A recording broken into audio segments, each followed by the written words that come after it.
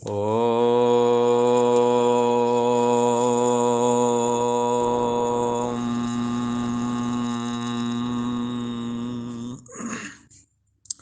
ओम गुरु ब्रह्मा गुरु विष्णु गुरुदेव महेश्वरा गुरु साक्षात् परम ब्रह्म तस्मै श्री गुरवे नमः। ओम योगेश्वर श्री कृष्ण भगवान की जय। अयं सरस्वत्यै नमः। पूर्व का प्रसंग चल रहा है। आत्मा अनात्मा का जो विवेक भगवान श्री कृष्ण अर्जुन को करा रहे हैं, मानो वो विवेक अर्जुन को नहीं, हम लोगों को ज़्यादा करा रहे हैं। उस आत्मा अनात्मा का विवेक, सत असत का विवेक और देह और देही का विवेक, यही प्रसंग चल रहा है। ये जो गीता का दूसरा अध्याय है, उसके 11वें श्लोक से ये ज्ञान का प्रसंग प्रारंभ हुआ है, जिसमें भगवान श्री कृष्ण ने ये बात अर्जुन से कही है। अर्जुन, शोक ना करने योग्य लोगों के लिए शोक करते हो और विद्वानों जैसी बात करते हो। विद्वानों के ऐसे आचरण होते नहीं, ना उनकी ऐसी सोच होती है। उसी का ये व्याख्यान है। भगवान श्री कृष्ण कहते हैं, हे अर्जुन, जो पुरुष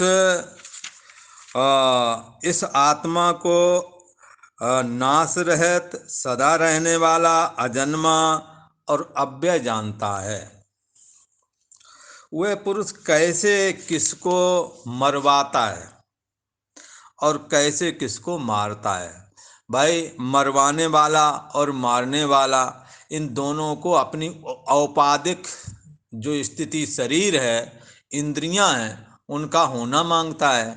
पर महान आत्मा में ये सब नहीं। वो तो आकाश की तरह व्यापक है और शून्य नहीं है, अपितु चैतन्य है, चैतन्याकाश है। उसमें अहम अस्मि जो फुर रहा है, वो मन के होने की वजह से फुर रहा है। और यदि कोई मन से परे उससे चैतन्याकाश में स्थिति लाभ प्राप्त कराता है, कर लेता है, जो कि आकाश से भी अनंत गुना सूक्ष्म है। कोई कहेगा न्यूट्रॉन, प्रोटॉन, इलेक्ट्रॉन एक दूसरे से महीन होते चले जाते हैं, सूक्ष्म होते चले जाते हैं, पर आकाश सबसे सूक्ष्म है। भला उस आकाश से भी अत्यंत सूक्ष्म आत्मा है। उस सूक्ष्म, जो जितना सूक्ष्म होता है वो उतना ही ज्यादा व्यापक होता है। भला बोले ये कैसे जाने?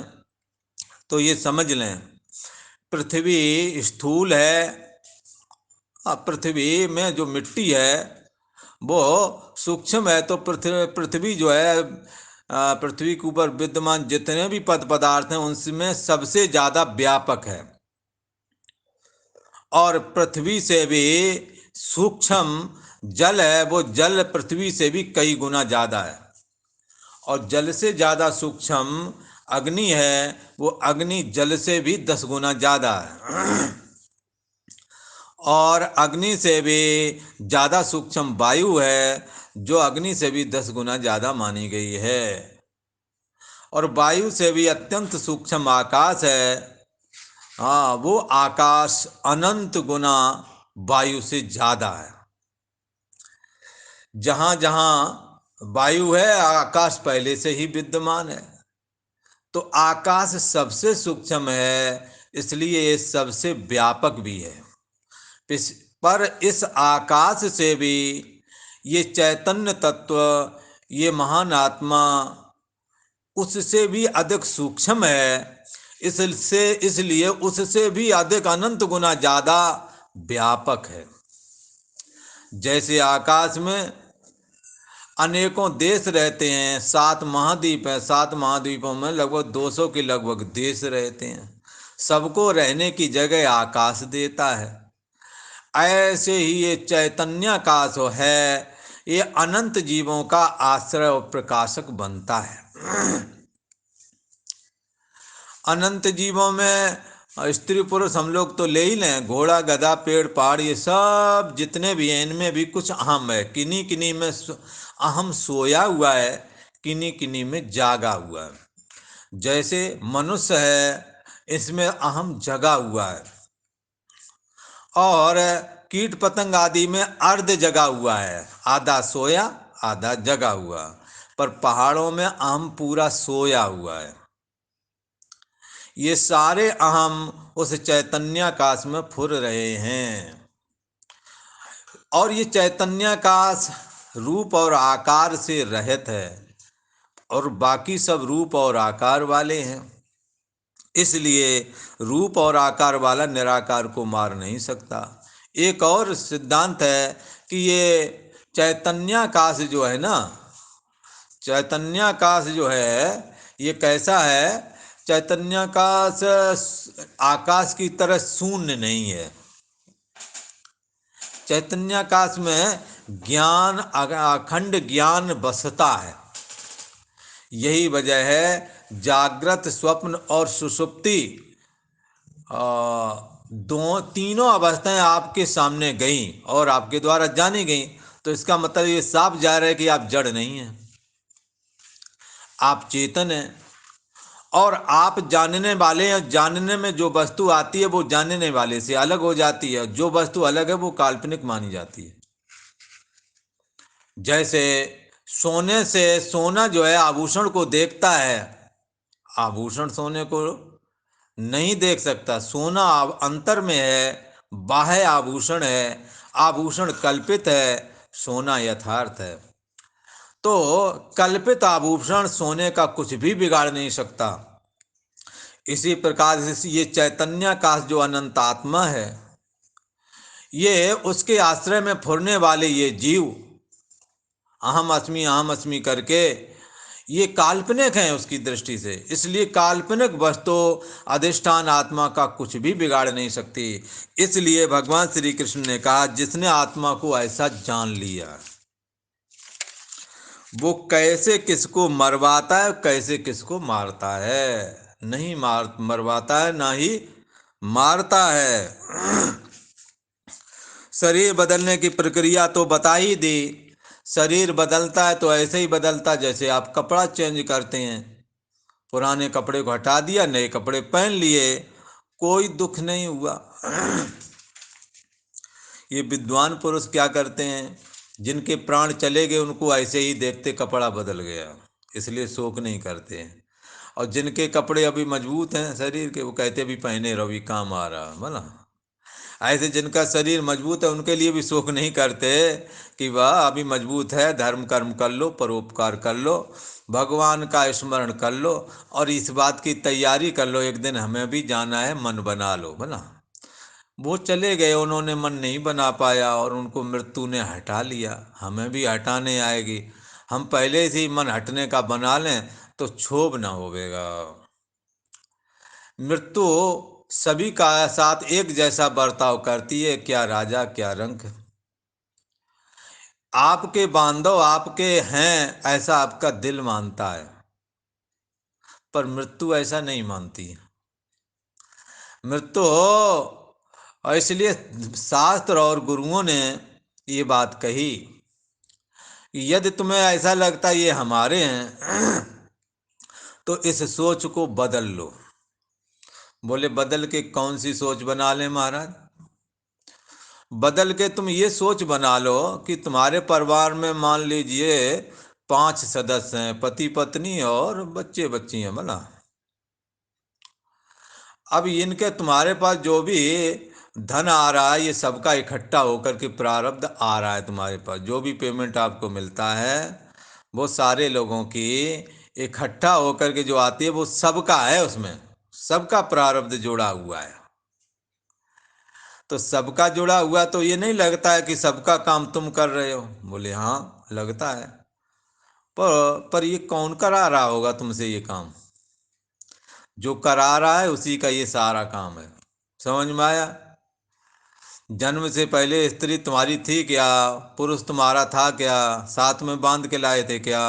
मृत्यु के समय कोई ले जा पाया आज तक? न पहले था न बाद में, तो बीच में भी नहीं है, ऐसे ही मान लो अभी। बोले मान लेंगे तो कैसे परिवार चलेगा? हमें बच्चा बहुत चाहता है, मैं बच्चे को चाहती हूँ, ये है वो है, ये ऐसे कैसे, ये तो गलत बात बोल दिए महाराज जी। हाँ, तो महाराज जी गलत बोल दिए, तो गलत लगता है तो महाराज ये थोड़ी कह रहे छोड़ के भाग जाओ, या रोटी मत बना के दो, या फीस मत चलाओ, उसकी ट्यूशन फीस, स्कूल की फीस मत चलाओ, ये थोड़ी बोल रहे हैं। हम तो यही भर बोल रहे हैं, ये तुम लाए नहीं थे, तुम्हारे साथ नहीं जाएंगे। वर्तमान में एक बुद्धि ऐसी भी बना कर रख लो, आज भी तुम अकेले हो। काम सारे करो, यदि तुम सारे कर्म निर्वाह करोगे, तुम्हारे भी आड़े वक्त में ये काम आएंगे। ऐसा होने पर भी बुद्धि के किसी कोने में एक ये बात भी बिठा लो कि हम परमात्मा के हैं, वो परमात्मा हमारा है। ये परमात्मा ने अपने बंदों का कार्य करने के लिए परिवार के रूप में जो हमें जिम्मेदारी दी है, उसका हम निर्वहन कर रहे हैं।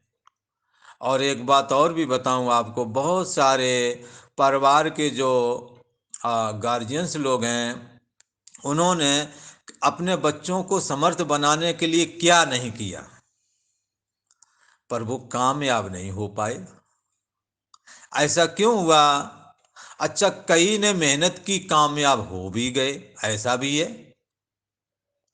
और कई तो कामयाब नहीं हुए, तो उसमें हेतु यही है, जिसको ईश्वर ने कामयाब करना चाहा वो कामयाब हो गया, जिसको नहीं करना चाहा नहीं हुआ। तो क्यों ना हम उसकी रजा में राजी हो जाएं। वो उसने करवाने का काम दिया है, आप करते रहो, और जितना बारीकी से कर सको करके दिखाओ, ईश्वर खुश होवेगा। भगवान विष्णु का काम है सृष्टि का पालन करना। भला भला आपका, आप अपने घर में अकेले झाड़ू पोंछा करने वाले भी, आप वृद्ध भी हो गई हैं, आप झाड़ू पोंछा भी आपको ही करना पड़ता है, रोटी भी आपको ही बनानी पड़ती है। भला कोई सहानुभूति दिखाने वाला आपके प्रति नहीं है। भला पर ऐसे मौके में यदि आकर के कोई आपका झाड़ू पोंछा कर दे, आपके कपड़े धुल दे, तो क्या कहा जाएगा? ये कहा जाएगा, इन माता जी के, वृद्ध माता हैं, इनके काम में इन्होंने मदद की, ऐसा कहा जाएगा। अच्छा, मदद की तो इससे माता जी का दिल जो है बड़ा आपके प्रति प्रेम से युक्त, प्रेम से भर जाएगा कि भाई इन्होंने हमारे साथ अच्छा किया। कोई बोलने वाला नहीं था, भला एक बार बोल तो देता है प्रेम से, चलो इतना ही बहुत है। बहुत माताएं इतनी संतुष्ट हैं, वो चाह कहती हैं हमें बच्चों से कुछ चाहिए नहीं, पर एक बार बोल लें, आए तो पूछ लें कैसे हो माता जी, पर पूछते नहीं हैं। इसमें क्या जाता है, आप पूछें, आप व्यवहार करें, इससे आपकी माँ भी संतुष्ट, आपके पिता भी संतुष्ट, आपका दिल भी मानेगा कि मैं कभी भी जाऊं तो माता हमें रेस्पेक्ट देवेगी, मुझे आदर देवेगी। पर आपका दिल भी अब कतराता है कि मैं जाऊंगा, कभी बोला नहीं हूं, पता नहीं माता क्या सोचेगी, मम्मी क्या कहेगी, ऐसा दिल में तुम्हारे आता है। इस कटुता को बड़ी आसानी से दूर किया जा सकता है। आप दूर करना चाहें तो छोटे मोटे कार्यों में आकर के उनको रेस्पेक्ट दें, उनको प्यार से बोलें, थोड़े छोटे मोटे काम भी कर दें, इससे आप उनके दिल में जगह बना लेंगे। तो ऐसा करने से यदि एक माँ और एक परिवार प्रसन्न हो सकता है, तो जिनके प्राण अभी नहीं गए हैं, हाँ, वो लोग कुछ उपकार करें और किसी के काम आ जाएं, भला तो इस काम से कौन खुश होगा? भगवान विष्णु का ये काम है, ठाकुर जी का, भगवान श्री कृष्ण का ये काम है पालन करना। यदि तुम इन पालन के जो परिवार की जिम्मेदारी जो तुम्हें दी है ठाकुर जी ने, परमात्मा श्री कृष्ण ने, ये उस परिवार को तुम उनका समझ कर पालन करोगे, तो ये काम तुमने अपना नहीं किया, ये साक्षात श्री कृष्ण का काम तुमने किया। इसलिए जिस पर भगवान श्री कृष्ण संतुष्ट हैं उस पर सारी दुनिया संतुष्ट है, उस पर सारे देवता संतुष्ट हैं। एक जगह ऐसा कहा जाता है, आकाशात पतितम तोयम यथा गच्छति सागरम सर्वदेव नमस्कारा केशवम प्रति गच्छति। जैसे सारी नदियों का जल समुद्र की ओर जाता है, ऐसे ही भगवान श्री कृष्ण को प्रणाम करने से, उनकी सेवा करने से, उनका कार्य कर देने से सभी देवताओं को प्रणाम चला जाता है, सभी देवताओं की सेवा हो जाती है भला। और श्री हरि विष्णु का, भगवान श्री कृष्ण का यदि तुमने पालन वाले कार्य में यदि हाथ बटा दिया तो इससे ज़्यादा और किसी तपस्या से भगवान खुश नहीं होते हैं। ऐसा आपने मान के चलना है। इसलिए ये परिवार भगवान का है, भगवान ने ये जिम्मेदारी सौंपी। आपने आना कौड़ी जोड़ के बच्चों को पढ़ाया, ईमानदारी से काम किया, पर साथ में इतना और समझते होते ना तो ये तपस्या ही हो जाता ये काम। ये सब हमारा नहीं, ये उन्हीं का है। पर इसकी परीक्षा जब होवेगी, उस ये परीक्षा उत्तीर्ण करनी पड़ेगी। नफ़ा नुकसान होवेगा, यदि फायदा हो गया तो आपने खुश नहीं होना, ठाकुर जी का काम है वो जाने। और यदि कुछ नुकसान हो गया तो भी बहुत दुखी नहीं होना, उसको जैसी राजी जैसा मन में आया उसे वैसा उसने किया। इसलिए आप अपने दुख से हल्के हो जाओ आज और अभी इसी वक्त। कर्मों के अनुसार जिसका जैसा प्रारब्ध है, परमात्मा श्री कृष्ण उसके द्वारा वैसी ही चेष्टा कराते हैं। ऐसा समझ करके परिवार के बीच में रहें, परिवार का बखूबी सारी जिम्मेदारियां निभाएं। तो इसके बाद में आप दिल में एक ये जगह रखें कि मैं परमात्मा का हूँ, परमात्मा मेरा है। देह और जगत से हमारा कोई नाता नहीं। जन्म से पहले ये दोनों नहीं थे, न देह था न जगत था। और मरने के बाद में भी, ये शरीर छूटने के बाद में भी देह और जगत नहीं रहेगा। हमारा सदा से यदि कहीं संबंध है तो परमात्मा से है भला। और इस जगत से ना संबंध, देह और जगत से ना संबंध पहले था और ना रहेगा। ऐसी बुद्धि भी इस परमात्मा ने जो तुम्हें परिवार चलाने की जो जिम्मेदारी दी है उसको निभाएं, और ये किसी कोने में ये ज्ञान भी डाल के रखें। ये परिवार पालना आपका तपस्या हो जाएगा। ये परिवार के जो कर्म हैं ये कर्म योग बन जाएंगे, ये योग बन जाएगा। इनके द्वारा सहा गया, इसके परिवार के द्वारा पालन पोषण में सहा गया मान अपमान तितिक्षा हो जाएगी, तपस्या हो जाएगी। ऐसा हमने मान के चलना है। और परमात्मा के इस अटल नियम का कि कोई किसी के साथ में ना आया ना जाएगा, इसको हृदय में गांठ बांध के रखना है। और यदि ऐसा कर लोगे बढ़िया है, नहीं तो इस बात को मनवाने के लिए मृत्यु एक दिन आने वाली है। और आपको और आपके समस्त बांधवों को ये बात एहसास होगा कि वास्तव में यहाँ कोई किसी का है नहीं। ये ईश्वर ने दिया है, ईश्वर ही अपना कार्य करा रहा है। ऐसा मान के हमें अपने कर्तव्य कर्म में आगे चलते जाना है, चलते जाना है। चरे वेती चरे वेती। अपने दुखों का इल्जाम, अपने दुखों का आरोप के उसकी वजह से हो रहा है, ऐसा मत दो। जहाँ पूरा पूरा दूसरे की तरफ से दुख प्राप्त होता है वहाँ भी 20-25% हम भी जिम्मेदार होते हैं। चाहे भले ही हमें कोई अपमानित करे, उसके लिए कहीं ना कहीं हम भी जिम्मेदार हैं। इसलिए रामायण की इस चौपाई को याद करके हमेशा अपने को संतुष्ट रखना चाहिए। कोई नहीं काऊ कर सुख दुख कर दाता, निज कृत कर्म भोग सब भ्राता। हे भाई, कोई किसी को दुखी नहीं करता, कोई किसी को सुखी नहीं करता। हमारे आपके जो कर्म हैं वो ही सुखी और दुखी करते हैं।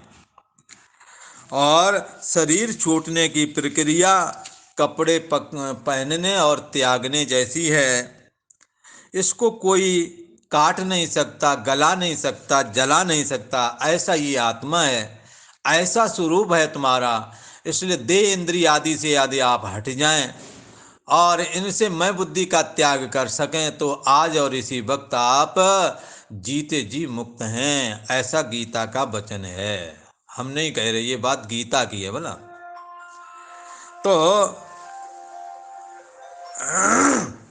अब भगवान श्री कृष्ण कहते हैं कि अब अर्जुन की जैसा अर्जुन सोचते हैं उस सोच के अनुसार कहते हैं। भगवान श्री कृष्ण कहते हैं, अब ये 26वां श्लोक है, इसको आप लोग एक बार मिला लें और ध्यान से इसको समझें, क्योंकि यहाँ पर अर्जुन की और हम लोगों की जो समझ है उस हिसाब से भगवान श्री कृष्ण ज्ञान का प्रतिपादन कर रहे हैं। भगवान श्री कृष्ण कह रहे हैं, हे अर्जुन, अथ चैनम नित्य जातम नित्यम वा मन्यसे मृतम तथापि त्वं महाबाहो नैवं सोचितुमर्हसि। कहते हैं, हे अर्जुन, आपको हमने आत्मा का अविनाशीपना बोधित किया है। महान आत्मा ये कैसा है? चैतन्य है और व्यापक है। इसमें अहम ऐसे ही फुरता है जैसे पानी में बुलबुला आदि फुरता है।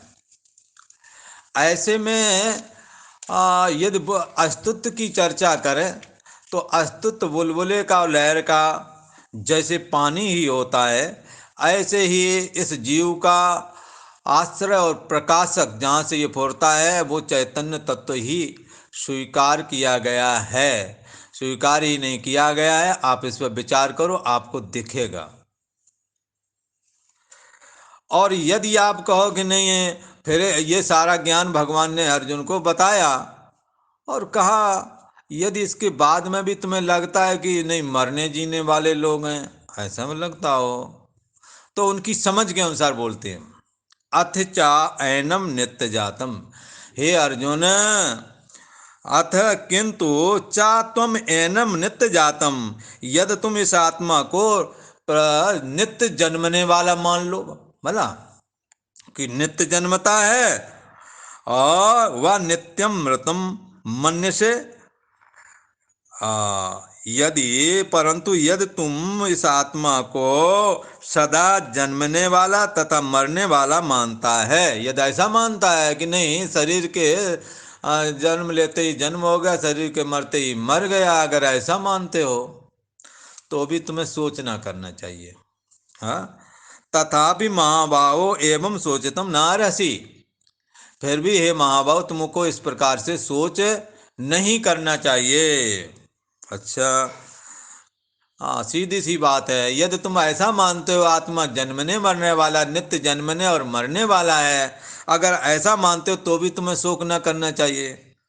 बोले क्यों ना करना चाहिए? इसलिए नहीं करना चाहिए, हाँ, कि जब जन्मने वाला है, जो जन्मा है वो मरेगा। भाई जिसका जन्म होता है उसका मरण होता है, ये बात पक्की है। तो मरण तो होना ही है, अब क्या करोगे तुम? हाँ, अब जैसे बेचारा हिरन है, हिरन ने किसी का क्या बिगाड़ा, बकरी ने क्या किसी का बिगाड़ा, भला पत्ती खाती है, वो किसी की हिंसा भी नहीं करती है, पर क्या दशा होती। तो बकरी पाती खात है, भला कोई कहते हैं बकरी पाती मन पत्ती, बकरी पाती खात है ताकि खींची खाल, उसकी तो खाल खींच ली जाती जो बेचारी पत्तियां खाती है। और जेनर बकरी खात हैं तिनके कवन हवाल, जो बकरी को ही खाते हैं उनकी का दशा होवेगी, विचारना चाहिए। हिंसा के द्वारा अपने प्राणों का पालन नहीं करना है। भगवान ने गेहूँ जौ चावल आदि औषधियाँ बनाई हैं, इनका ही सेवन करें और किसी के प्राणों को निकाल करके अपने प्राणों का पोषण ना ही करें। ऐसा कहा। भगवान श्री कृष्ण कहते हैं अगर तुम ऐसा मानते हो कि आत्मा नित्य जन्मने वाली है, नित्य मरने वाली है, तो भी सोच मत करो। अब बकरी जन्मी है तो अब ईद आने वाली है, बोला। बोले अब बकरे की जो माँ थी वो अब कह रही, मना रही थी देवी देवताओं की हमारा बच्चा चिरंजीवी हो जाए, चिरंजीवी हो जाए, बोला। पर किसी ने कहा मत मनाओ, वो आ गया है समय। ये समय सबके साथ जुड़ा हुआ है। अत नित्य जातम नित्यम व्याम मन से मृतम। किंतु यदि तुम इस आत्मा को सदा जन्मने वाला और सदा मरने वाला भी मानते हो, तथापि महाभाव एवं ना सोचतम ऋषि, तो भी इस प्रकार से तुम्हें शोक ना करना चाहिए। क्यों नहीं करना चाहिए? इस पर कहते हैं, जातस्य ही ध्रुवो मृत्युर ध्रुवम जन्म मृतस्य चा तस्मात् परिहार्यार्थे न त्वं शोचितुमर्हसि। जातस्य ध्रुवा मृत्यु ध्रुवा जन्म मृतस्य चा। इसलिए तुम्हें शोक ना करना चाहिए, क्योंकि जातस्य मृत्यु, जन्मे हुए की मृत्यु निश्चित है। क्योंकि आप स्वीकार करते हैं जन्म और मरण दोनों होते हैं, तो ठीक है, तुम्हारी बात मान लेते हैं। जन्म हुआ तो जन्म होने का वाले की मौत ना होगी है। जिसका जन्म होता उसका मरण निश्चित है, और जिनका मरण हो गया वो जन्म निश्चित है। शरीर छूटेगा, जैसे कीड़ा चलता है ना, ऐसे ऐसे करके चलता है, ऐसे करके। तो यहाँ से जब ये पीछे वाला आगे तब बढ़ाता जब पहले यहाँ टिका लेता है, फिर दूसरे में पहुंच जाता तब ये छोड़ता है। ऐसे ये शरीर के छूटने के साथ ही दूसरा शरीर पहले ही निश्चय हो जाता है। समझ में आया? जब तक शरीर नहीं मिलता है तब तक पूर्णात्मक शरीर में रहता, वायुआत्मक शरीर में रहता, प्रेत वायु शरीर में रहते हैं। इसलिए उन्हें बोतल में भी बंद किया जा सकता है, कर लेते हैं बंद करने वाली वाला। और पेड़ों की खुकालों में, गुफाओं में, पुराने मकानों में जहाँ दिया बत्ती नहीं होती, उजाला पसंद नहीं होता है ना वाला। इनको उजाला सहन नहीं होता है। भगवान की चर्चा सहन नहीं होती है। जहाँ भगवत गीता रखी है उस जगह तो ये जाएंगे ही नहीं। यदि किसी को उस तरह का जरा सा कुछ हो ना, तो 15वें अध्याय को लिख करके अपना और जेब में डाले रहो, कोई नहीं आएगा पास में तुम्हारे। कोई भी चाल बाधा छू नहीं पाएगी। और ज़्यादा ही कुछ करते हो तो पाठ करना चालू कर दो, तो खुद ही उसके उसके जलन होने लगेगी, वो निकल भागेगी। बोला, गीता की बड़ी महिमा है। ये भगवान श्री कृष्ण की वाणी है। ये आम किसी ऋषि या मनुष्य की वाणी नहीं है। ये मुख पद्मा विनिसृता, ये भगवान पद्मनाभ भगवान श्री कृष्ण के सीधे सीधे मुख से निकली हुई वाणी है।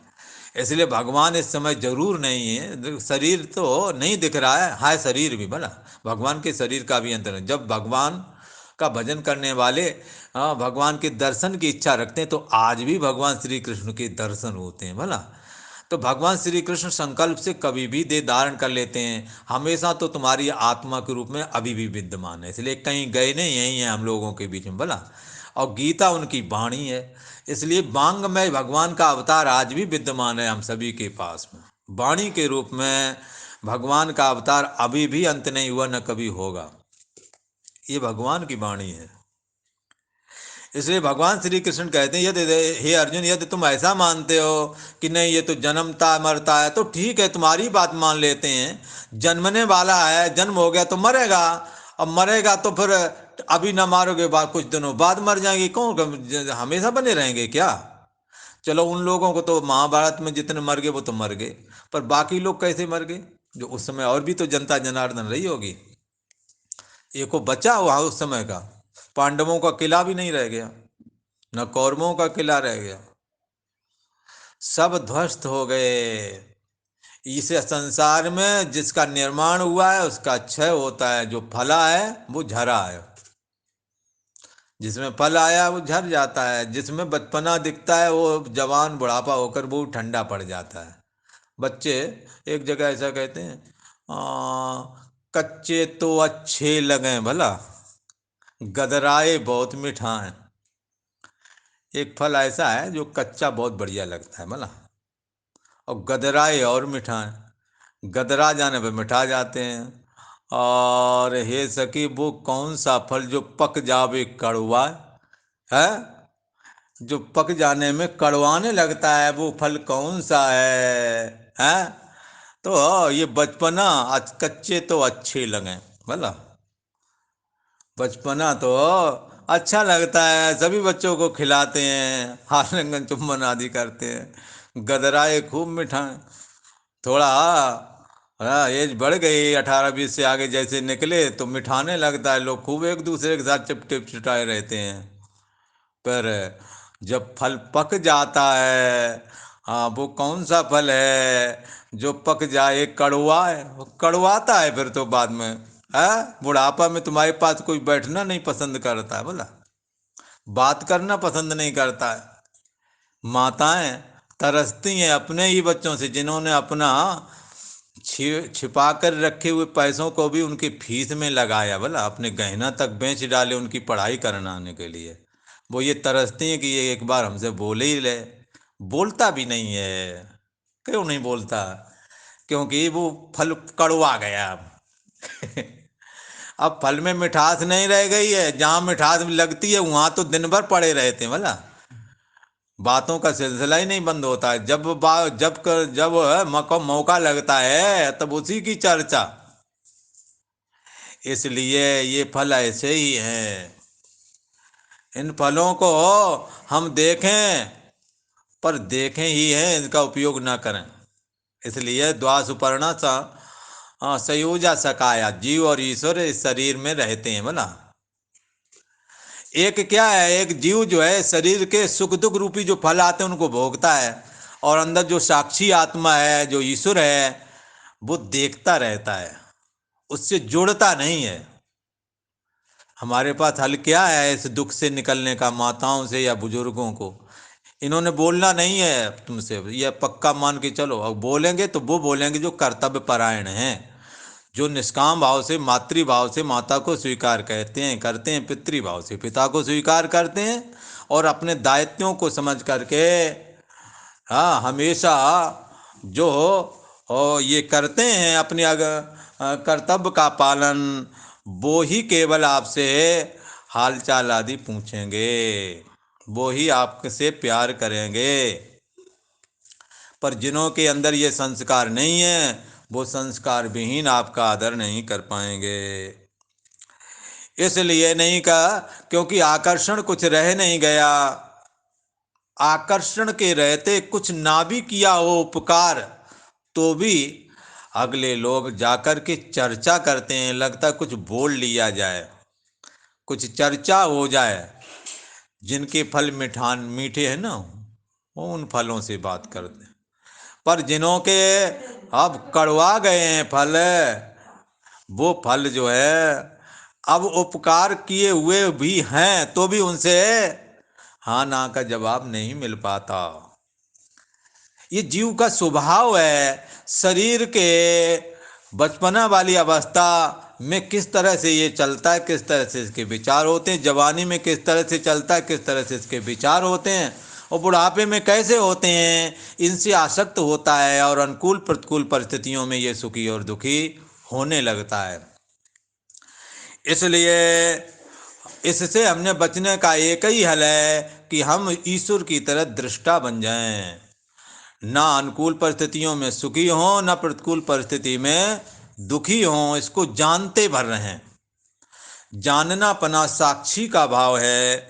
इस साक्षी भाव में रह कर के अपने को सबसे सबके बीच में रह कर के सारे कार्य करते हुए अपने आप को अलग रखें। इसलिए भगवान श्री कृष्ण कहते हैं, हे अर्जुन, तुम यदि जन्मने वाला और मरने वाला मानते हो तो भी हे अर्जुन, तुम्हारे परिवार में तुम्हारे जिन लोगों का जन्म हुआ उनमें किसी का भी वियोग कभी भी हो सकता है। हो सकता तुम्हारा हो जाए, तुम्हारे और साथियों का हो जाए, ये बात अवश्यंभावी है, कभी भी हो सकता है। इसलिए जन्मे हुए की मृत्यु जातस्य ही ध्रुवा जातस्य मृत्यु ध्रुवा, जन्मे हुए की मृत्यु निश्चित है और मरे हुए का च मृतस्य जन्म ध्रुवम, और मरे हुए का ये जन्म निश्चित है, उसका जन्म होवेगा। तस्मात् अपरहारे रे, हाँ अपरहारे, ये अपरहार है, इसको कौन टालेगा बताइए, इसका कोई हल नहीं। और जो बचपना है जवानी में चला जाएगा, इसका इसका क्या हाल है? ये रोक सकते हो क्या? और जवानी बुढ़ापे के चला ही जाएगा। अपरिहार है कि नहीं है? इसी प्रकार जन्म को तुम रोक सकते हो क्या? नहीं रोक सकते। अगर यदि गर्भ में आया है तो जन्म हो ही जाएगा भला। और जो जन्म गया है उसकी मृत्यु को कौन रोकेगा? बोले भाई नहीं, बुढ़ापे में मरेंगे हम तो।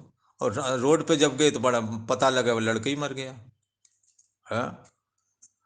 तो कोई जरूरी है कि ये तुम्हें बुढ़ापे में ही जाना है? कभी भी जा सकते हैं। इसलिए जन्म वाले की मृत्यु निश्चित है, कभी भी किसी भी अवस्था में हो सकती है। अवस्था का मतलब बचपना, जवानी, बुढ़ापा। और ऐसा यदि मृत्यु हो गई तो जन्म भी उसका निश्चित हो जाएगा। बस ये अंतर ये है, यदि अच्छे कर्म होंगे मनुष्य का जन्म मिल जाएगा, गलत कर्म होंगे घोड़े गधे का मिल जाएगा। जैसे कर्म करते रहे होगे ना वैसे ही जन्म हो जाएगा। अगर गधों वाले कर्म किए होंगे तो गधे ही बनोगे। कीट पतंग वाले कर्म करे होंगे जीवन में तो कीट पतंग ही बनेगा। इसलिए हरिहर हरिगुर निंदा जे नर करई। हरि भगवान श्री हरि नारायण की, भगवान श्री कृष्ण की। जो निंदा करता है, जो गुरुओं की निंदा करता है, उनके धन हड़पने की चेष्टा करता है, ते नर ते दादुर होय अवतारी, मेढक बन करके जन्म लेते हैं बोला। फिर उन्हें पता लगता है कि तुम जितने गंदे विचार करते तो नाली में रहने वाले, गंदे स्थानों में रहने वाले मेढक होते हैं, उसी जगह भेज दिया जाता है। जिन्होंने दूसरों के ऊपर उपकार किया, कभी अपना मन कभी गंदा नहीं होने दिया, ऐसे लोग निश्चय करके, यदि शुद्ध शुद्ध सतोगुणी अवस्था में शरीर शांत होता है और वैसे भी नाभि से ऊपर वाले छिद्रों से यदि जीव पलायन करता है तो फिर मनुष्य होने के पूरे चांस हैं। ब्रह्मरंध्र से निकल गया देवता हो जाएगा। तो भगवान का स्मरण करते हुए कहीं से भी प्राण चले जाएं तो उसकी गति बहुत सुंदर बताई गई है। पर नीचे से गमन करने वाला प्राण कहते आधा गमन माना जाता है, कीट पतंग अथवा जानवर की योनि में प्रवेश हो सकता है। इसलिए हमने जीवन में परमात्मा का स्मरण करना है। हमारा आधा गमन ना हो, आधा गमन कहते हैं, आधा गमन ना हो जाए। आधा गमन कहो तो नीचे नाभि से नीचे वाले छिद्रों से कहीं हमारे प्राण ना निकल जाएं। अगर निकल गए तो घोड़ा गधा कीट पतंग सर्प किसकी योनि में ईश्वर पटक देगा? ईश्वर पटक देगा, तुम्हारे कर्म पटकेंगे, मोहर ईश्वर की होगी। जैसे कॉपी में लड़का लिखता है, मोहर मास्टर की होती है, इतने नंबर हैं इस लड़के के भला, तो मास्टर ने कोई कृपा नहीं कर दी, कोई एहसान नहीं कर दिया, वो तो उसने लिख के आया है, इसलिए उसको उतने नंबर दिए गए। और आपको जो जन्म दिया है वो ईश्वर ने नहीं दिया, आपने खुद निश्चय किया है। जैसा निश्चय किया वैसे शरीर दे दिया ईश्वर ने। इसलिए ईश्वर न्यायकारी और समदर्शी कहा जाता है। समदर्शी इच्छा कछु नाई, भगवान में समदर्शी, उन्हें किसी प्रकार की कोई इच्छा नहीं। ना दत्ते कश्चित पापम ना चैव सुकृतम विभु, अज्ञाने ना वृतम ज्ञानम तेन मुह्यंत जंतवा। वो किसी के पाप से, पाप आपका ज़्यादा है तो उससे भी उन्हें कोई लेना देना नहीं। पाप तुमने किया तुम भोगोगे, और ज़्यादा पुण्य अगर कर लिए तो भी उन्हें कोई मतलब कर नहीं। पुण्य किया तो तुम अपना सुख भोगोगे। न दत्ते कश्चित पापम न चाहे सुकृतम विभु, न तो वो किसी के पाप कर्म से कोई मतलब रखता है, न भी पुण्य कर्म से। ये अज्ञानता के द्वारा ये जो मोहित हो रहा है, तेन मुह्यंत जंतवा, अज्ञाने न, अज्ञान के द्वारा। अज्ञान क्या है? देह मैं हूं और जगत ये, देह सत्य है और जगत सत्य है, देह और जगत सत्य है, ऐसा बुद्धि करके ये नीति अनीति कुछ नहीं विचारता और करता रहता कर्म। तेन मोह्यंत जंतवा, इससे ये मोहित है और इन्हीं कर्मों के द्वारा ये बंध जाता है। भगवान को न तुम्हारे शुभ कर्मों से लेना देना है, न अशुभ कर्म, तुम्हारे कर्म ही तुम्हें बांध रहे हैं। ये साफ और क्लियर भगवान कह रहे हैं। अज्ञाने न, अज्ञान आदि के द्वारा जो तुम देह जगत को सत्य जान रहे हो और उसकी वजह से तुम ऊंच नीच कर्म करने में लगे पड़े हो। तुम्हारे अंदर कर्तापन आ गया, कर्तापन तुम्हें पापात्मा अथवा पुण्यात्मा बना देता, उसी से बंध गए हो। बार बार जन्मो, बार बार मरो, बार बार माता के उदर में उल्टा लटकने वाला सिलसिला बंद ही नहीं होता है। भगवान श्री कृष्ण कहते हैं, अर्जुन निश्चिंत हो जाओ। यदि तुम्हें ऐसा लगता है कि आत्मा नित्य जन्मने मरने वाला है तो भी तुम्हें शोक ना करना चाहिए। क्यों नहीं करना चाहिए? जातस ही ध्रुवो मृत्यु मृत्यु जातस ही ध्रुवो मृत्यु ध्रुवम जन्म मृतश्चा तस्मात् अपरिहारार्थे न तुम सोचितम अर्हसि। क्योंकि तुम्हारी जो मान्यता है उस मान्यता के अनुसार जन्म हुए की मृत्यु निश्चित है और मरे हुए का जन्म निश्चित है। तस्मात अपरिहारे, इसमें ये जो है, ये जो सिद्धांत है ये अपरिहार है, इसको तोड़ नहीं सकते। इसी अपरिहार अर्थ के विषय, अपरिहार अर्थ है या ये अपरिहार विषय है, उस विषय में तुम्हें शोक नहीं करना चाहिए। एक बार फिर उसको समझ लो। जातस मृत्यु ध्रुवा, तुम्हारी मान्यता के अनुसार जन्मे हुए का मृत्यु निश्चित है। और चा मृतस्य जन्म ध्रुवम, और मरे हुए का जन्म भी निश्चित है। इसलिए तस्मात् अपरिहारे अर्थे, ये इससे बिना उपाय वाला जो ये विषय है उस विषय में तुम सोचतम ना अर्हसि, तुम्हारे को शोक नहीं करना चाहिए। और आज इतना ही कहते हैं। ओम शांति शांति शांति।